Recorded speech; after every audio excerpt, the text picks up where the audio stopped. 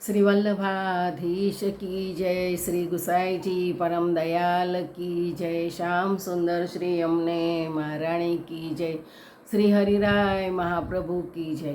આપણે વેણુગીત, ગોપીગીત, ભ્રમર ગીત બધું જોયું. હવે આજે ષોડશ ગ્રંથ ચાલુ કરીએ છીએ. ષોડશ ગ્રંથ એટલે શું કે શુદ્ધાદ્વૈત વેદાંતમાં 4 પ્રમાણ સ્વીકારવામાં આવ્યા છે.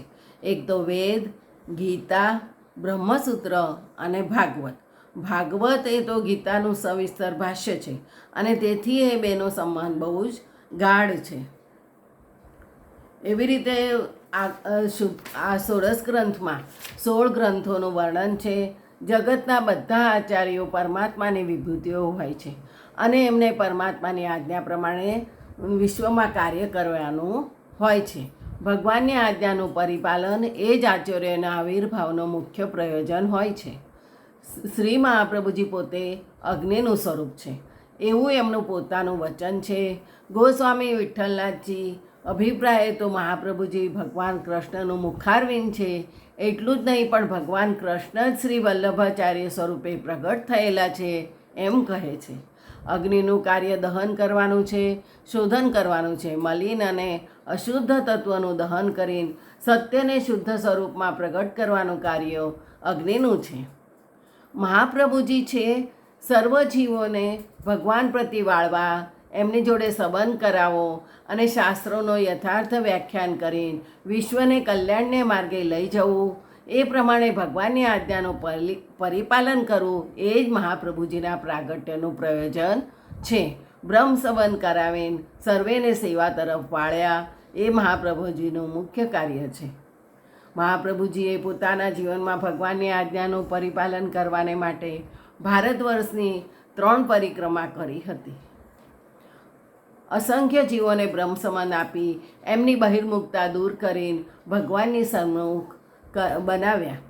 સામાન્ય જનસમાજ શાસ્ત્રીય ગ્રંથો સમજી શકતા નથી અને પરિણામે જ્ઞાનના અમૃતનું પાન કરી શકતા નથી. આ પરિસ્થિતિનો વિચાર કરીને શ્રી મહાપ્રભુજીએ 16 ગ્રંથો રચ્યા છે. આ ગ્રંથો દ્વારા સાધારણ લોકો પણ શુદ્ધાદ્વૈત અને પુષ્ટિમાર્ગની સુધાનું પાન આનંદથી કરે છે. પુષ્ટિમાર્ગ સર્વલોક ભોગ્ય બને છે, વિશ્વધર્મ બને છે અને વિશ્વ શ્રી મહાપ્રભુજીને જગતગુરુ તરીકે અતિ આદર ભાવે નમન કરે છે. 16 ગ્રંથોમાં કેટલાક ગ્રંથ પુષ્ટિમાર્ગના સિદ્ધાંતનું વર્ણન કરે છે તો બીજા કેટલાક ગ્રંથ અમુક વૈષ્ણવો માટે લખવામાં આવ્યા છે. જેવી રીતે નવરત્ન ગોવિંદ દુબે માટે લખ્યો, કૃષ્ણાશ્રય બુલા મિશ્રા માટે લખ્યો. એવી રીતે કેટલાક ગ્રંથ મહાપ્રભુજીએ પોતાને ઉદ્દેશીને રચેલા છે.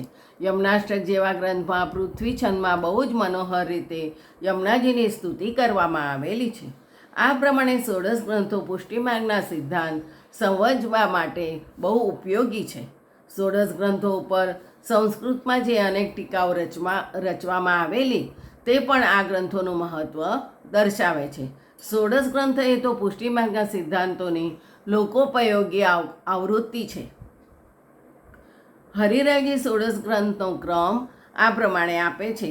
પ્રથમ યમનાષ્ટકનું રહસ્ય સમજવાથી સ્વરૂપ યોગ્યતા પ્રાપ્ત થાય છે. પછી બીજું બાલબોધ ગ્રંથથી સ્વકીયતા સિદ્ધ થાય છે. પછી ત્રીજું સિદ્ધાંત મુક્તાવલી. સિદ્ધાંત મુક્તાવલીમાં શુદ્ધાદ્વૈત પુષ્ટિમાર્ગનો ઉપદેશ કરવામાં આવ્યો છે. ચોથું, આ માર્ગમાં કેટલા પ્રકારના જીવ છે એ જણાવવાને માટે પુષ્ટિ પ્રવાહ મર્યાદા ગ્રંથ રચવામાં આવ્યો છે. પાંચમું, 3 પ્રકારના જીવોનું સ્વરૂપ જાણ્યા પછી જીવે શું કરવું એ જણાવવાના માટે સાક્ષાત ભગવાને ઉપદેશેલા સિદ્ધાંત રહસ્ય નામનો ગ્રંથ છે.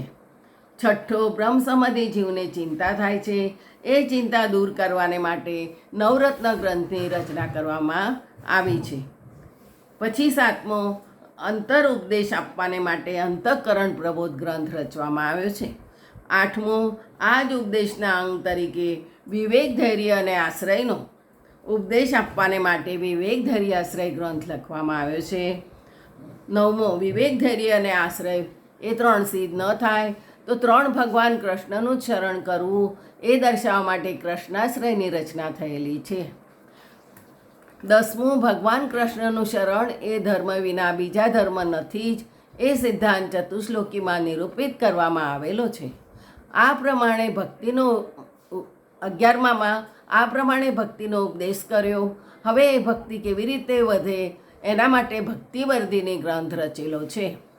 12 ભક્તિની વૃદ્ધિને માટે ભગવત શાસ્ત્રના ગૂઢ તત્વોનું નિરૂપણ કર્યા પછી ભગવત શાસ્ત્રનો ઉપદેશ કરનાર અને એનું શ્રવણ કરનાર એ વિશે વિચારવાનો હોય છે. જગતમાં અનેક પ્રકારના ઉપદેષ્ટા વક્તા શ્રોતા હોય છે. આ વિવિધ ઉપદેશકોની પરીક્ષા કરવાને માટે એમના સર્વ પ્રકારોનું વર્ણન આવશ્યક છે. એ વર્ણન જલભેદમાં આપ્યું છે. તે 12મો છે. 13મો પંચપદ્યાની. પંચપદ્યાનીમાં ભક્તજનોના સેવકોના પ્રકાર આપવામાં આવેલા છે. 14માં જ્યારે ભગવાન કૃષ્ણમાં ભક્તને વ્યસન થાય છે ત્યારે એના જીવનની કૃતાર્થતા થાય છે અને ગૃહમાં અરુચિ ઉત્પન્ન થાય છે. કૃષ્ણમાં લગ્ન લાગવાથી એ ભક્ત ઘરનો ત્યાગ કરે છે. આ ત્યાગ ક્યારે કરવો અને કોણે કરવો એ વિચાર સંન્યાસ નિર્ણયમાં કરવામાં આવ્યો છે. નરહરિ સંન્યાસી માટે લખવામાં આવ્યો હતો. 15મો ત્યાગના સાધનનો ઉપદેશ નિરોધ લક્ષણમાં છે. અને 16 આ બધા ઉપદેશ પ્રમાણે જીવન ગાળનાર પરમ ભાગ્યવાન ભક્તને જે ફળ મળે છે તેનું વર્ણન સેવાફલ ગ્રંથમાં કરવામાં આવ્યું છે. અણુભાષ્ય પ્રકાશકાર પુરુષોત્તમજી ષોડશ ગ્રંથનો પરસ્પર સંબંધ આ પ્રમાણે દર્શાવે છે. શાસ્ત્રનું જ્ઞાન પ્રાપ્ત કર્યા પછી મન, વાણી અને દેહ એ 3 વડે ભગવાન શ્રી કૃષ્ણની સેવા કરવી એ પ્રકારનો સિદ્ધાંત શ્રી જગન્નાથજીએ પણ આપ્યો છે. બીજું આવતીકાલે. જય શ્રી ગોખલેશ.